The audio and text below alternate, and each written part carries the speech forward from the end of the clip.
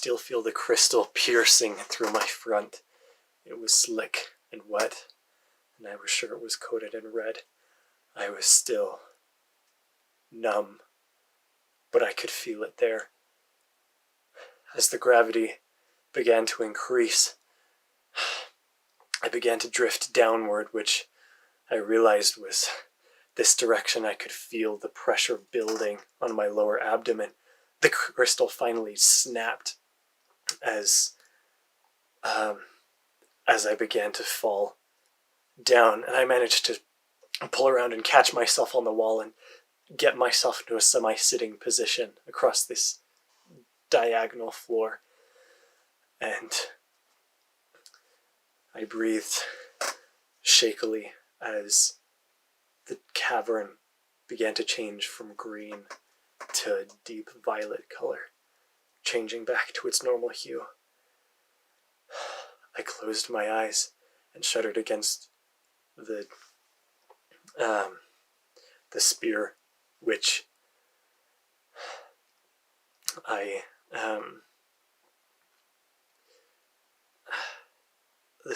I began to feel slip out the back of me. It fell out, and I realized that would only make my bleeding out all the faster. I closed my eyes, resigned to my fate, as I heard the sound of massive thunder and shaking above, and I realized that Demaya's cry was falling. Like everything else in this cavern, that it was done. I'd done what I needed to. I closed my eyes. A few minutes later, I opened my eyes. I still couldn't feel anything in my abdomen, and I knew I was confused more than anything else, because I was still alive. And finally looking down, all I could see was a white scar on my front. I thought, what? And I felt the back, and there was a scab, but the hole was gone. I thought, how did this... What? I was completely dumbfounded. And Destiny's voice came in my mind and said, you turned these crystals back, G. They were always meant to heal. They were never meant to power the Profithians. And I was in a cavern full of healing crystals. And I realized that even some of the smaller cuts had faded away. I gave myself a few more minutes to just get control of myself before I moved anywhere. And then I knew it was time to move. I didn't feel quite as safe traveling around these caverns now that there was gravity and a chance of dropping down for eternity.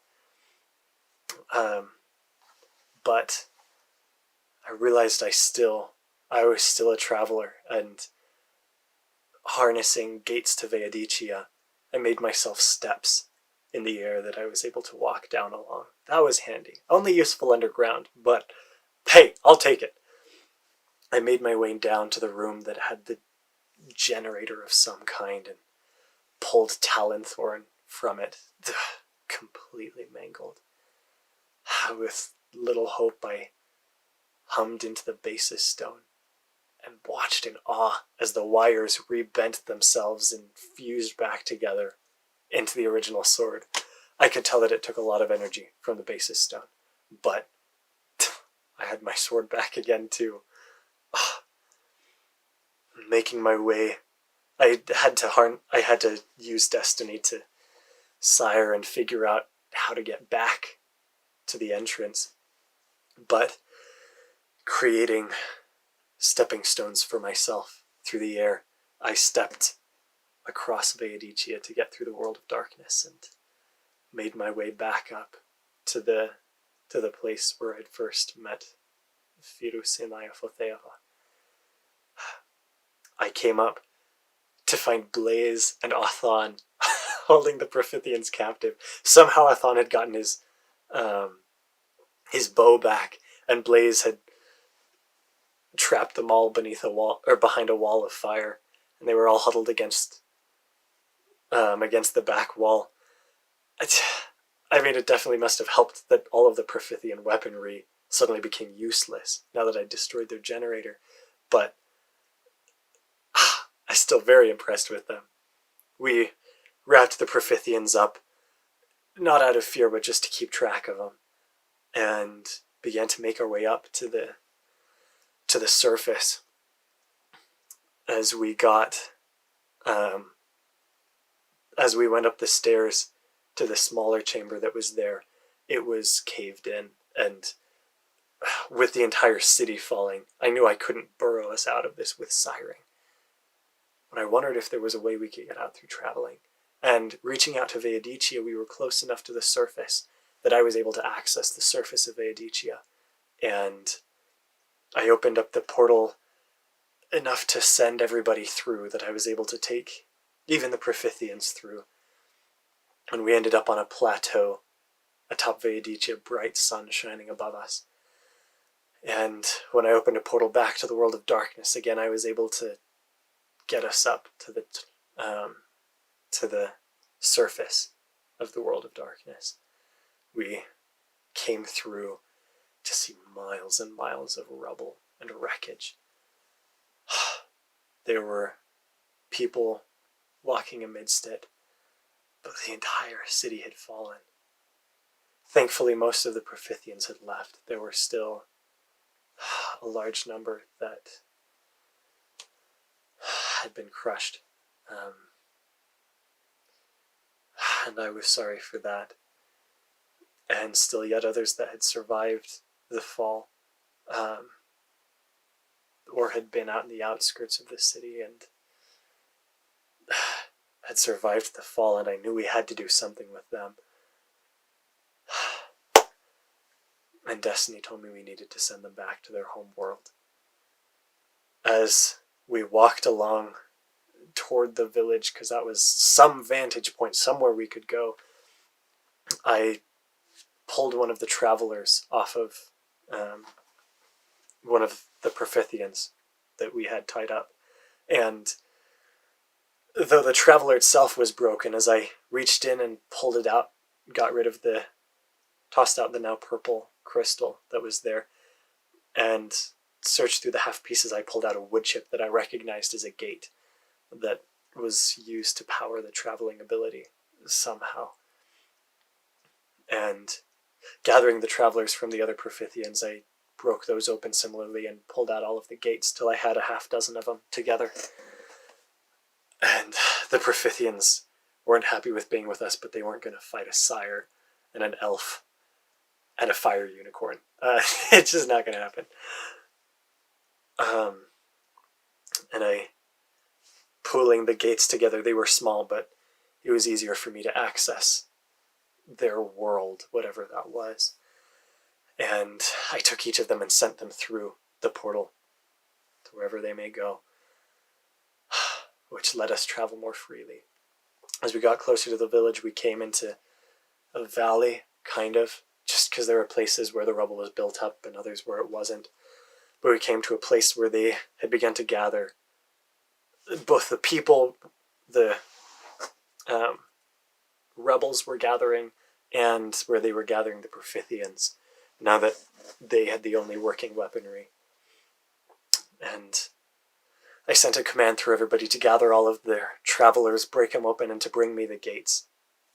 And they began to pile them up, and as the pile grew, it became easier and easier for me to hold open the portal, and the rebels filed the Profithians toward me as I enveloped them in the gate and sent them back to their home.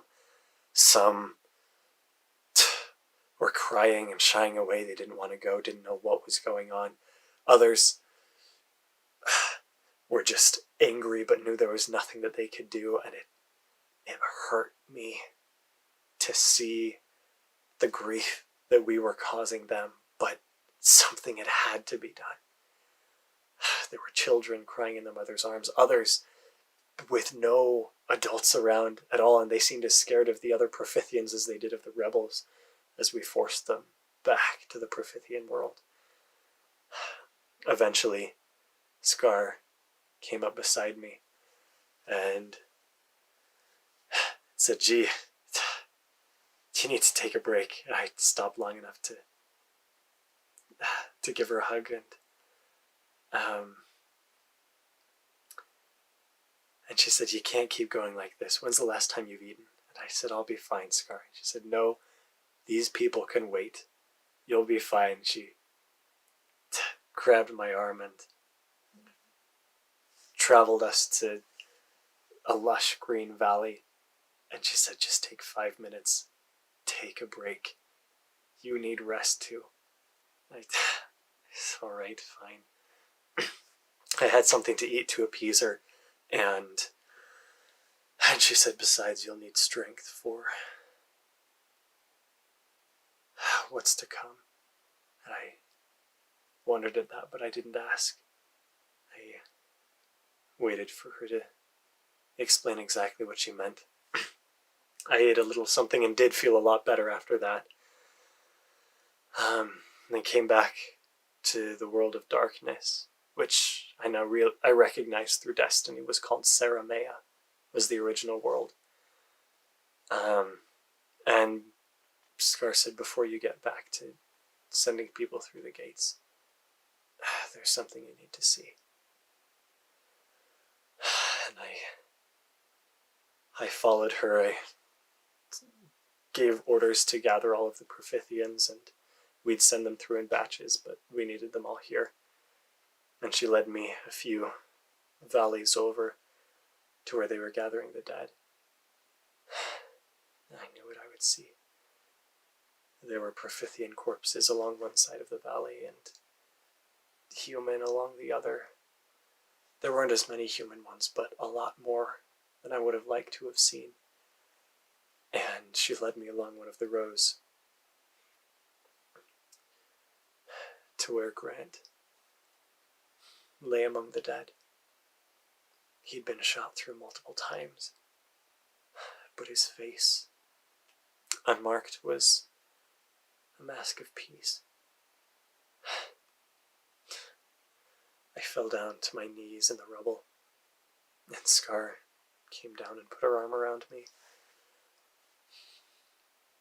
And she said, "Yesterday I got a call from the Poke Center. Bolt died yesterday. I think it's fitting that they're together now." I wiped a tear from my eye and nodded. He'd given his life against the Profithians, suffering so much, and he'd given what he had so that others didn't have to. I bowed my head. I was glad that what we'd done for Grant in freeing him made it possible for everyone else to be free, and I would make sure to keep it that way. End of chapter 18.